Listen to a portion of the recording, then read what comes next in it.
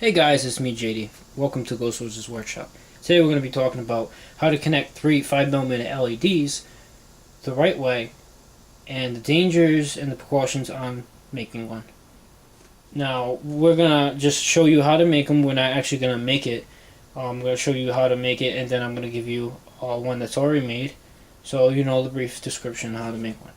Now on the table right now we have three different types. We have a 3mm, 5mm, and a 10mm. And of course, we have a resistor for a 5mm. Now, you're going to need to use different resistors for different LEDs. Because sometimes you need some juice or you need less juice. And without that, and use the wrong one, you may blow up the LED, break the resistor, or maybe even burn yourself. I know from experience. So today, we're just going to be talking about the 5mm. Now, this is the stuff you can use. We're just going to make one with just LEDs. But you can actually get a circuit board, soldering core, which we call soldering for a soldering iron, and of course, we just said a soldering iron, and a 9-volt battery, and a connection to a 9-volt. Now, I actually bent tips of the negatives on each LED so I know which one it is. Negative, positive, negative, positive, negative, positive.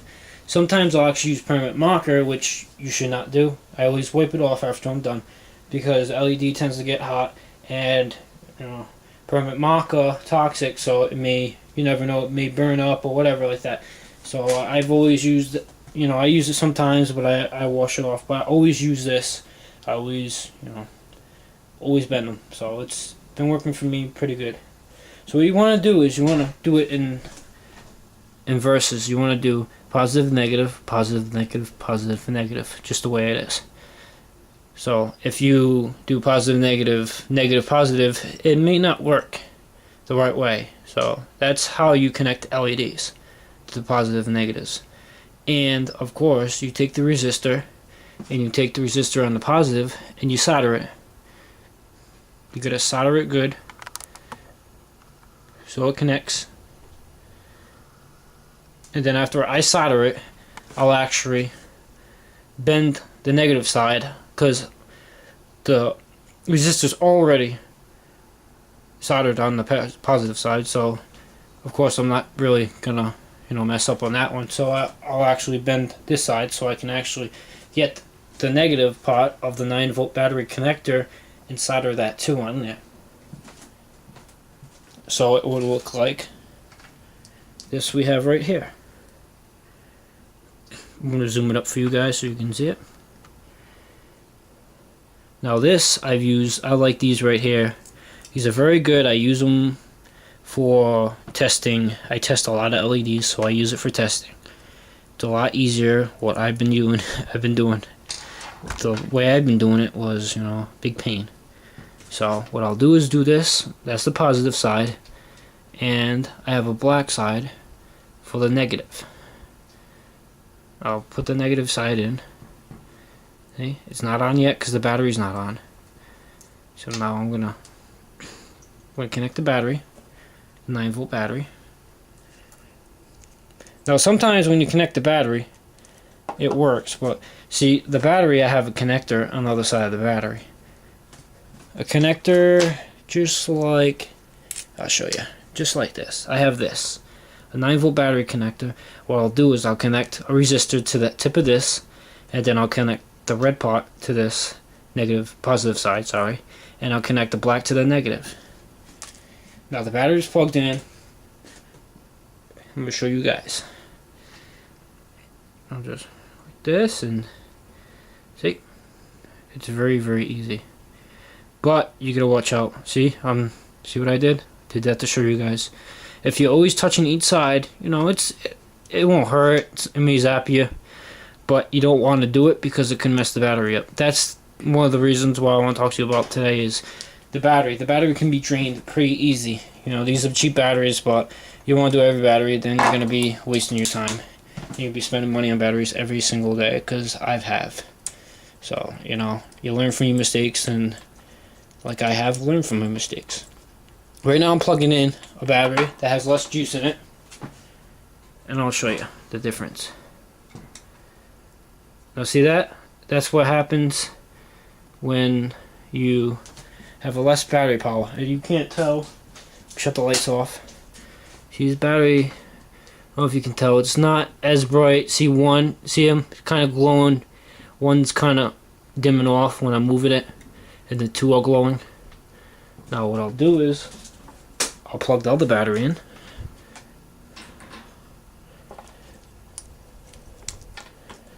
Here we go. Okay, that's all good. I'm going to shut the lights off again. And now I'm going to do it this time. Now you can see that battery?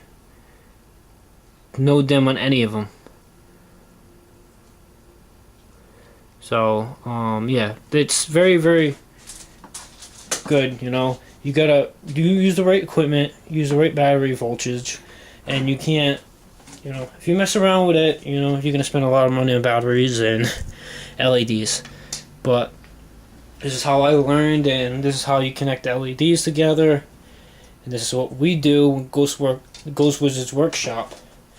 We use, you know, circuit boards. I'll actually show you guys a product of mine right here.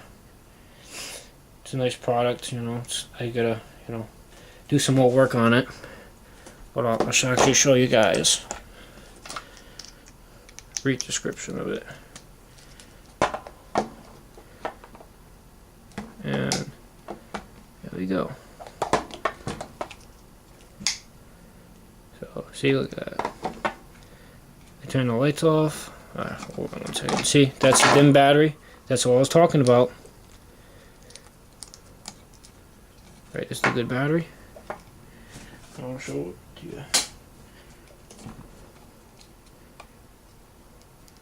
See? My camera is not really that great for night vision, so you're really not going to see it that good.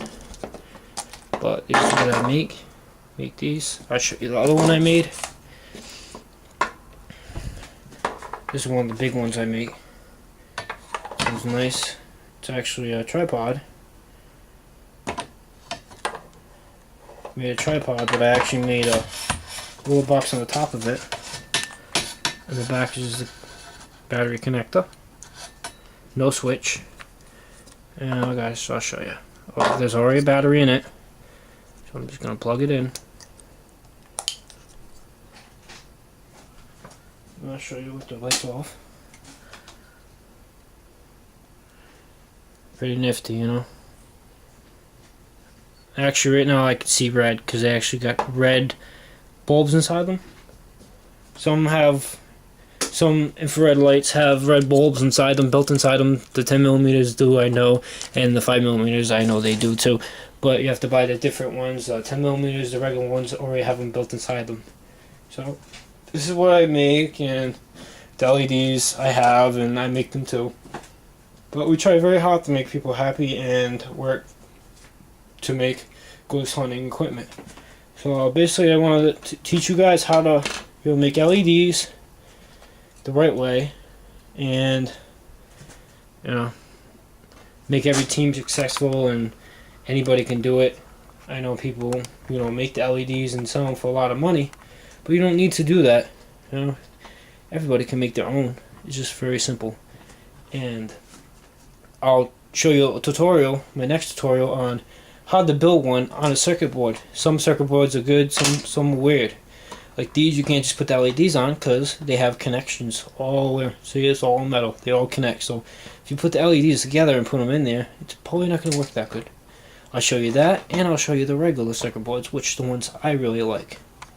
So that's the next tutorial on Ghost Wizards 101, and hope you guys enjoyed the show. And, you know, email me, John, Jon, at wrigi.com if you're interested in any equipment that I make, or any equipment that you need your equipment to be modified. We can also do that.